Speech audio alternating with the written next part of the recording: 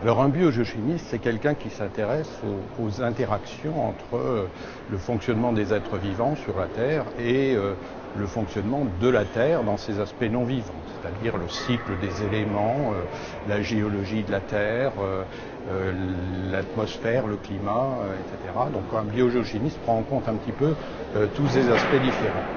Et notre planète est un objet scientifique extrêmement particulier parce qu'elle a des caractéristiques qui ne se rencontrent pas dans le système solaire sur les autres planètes et qui, jusqu'aujourd'hui, ne se rencontrent même pas sur les planètes qu'on a découvertes à l'extérieur du système solaire.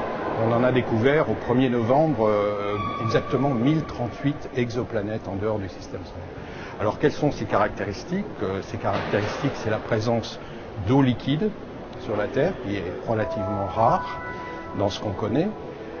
C'est la présence d'un environnement très oxygéné aujourd'hui, et c'est une caractéristique étonnante parce que l'oxygène est un élément extrêmement instable, donc il faut qu'on arrive à maintenir cette oxygénation du système Terre. Elle a une tectonique des plaques, et ceci probablement depuis très longtemps, depuis son origine. Elle a un système satellitaire qui est la Lune. La Lune et la Terre tournent toutes les deux autour d'un centre de gravité. Et la Lune est un satellite qui a une masse extrêmement importante par rapport à la planète Terre. Ça aussi, c'est une caractéristique exceptionnelle de ce système qui a des incidences particulières, notamment sur la stabilisation de son axe de rotation et au-delà de ça, de son climat.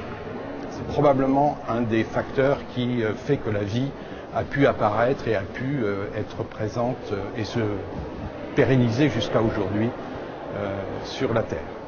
Et puis bien évidemment, la Terre a aussi une caractéristique majeure qui est la présence de la vie.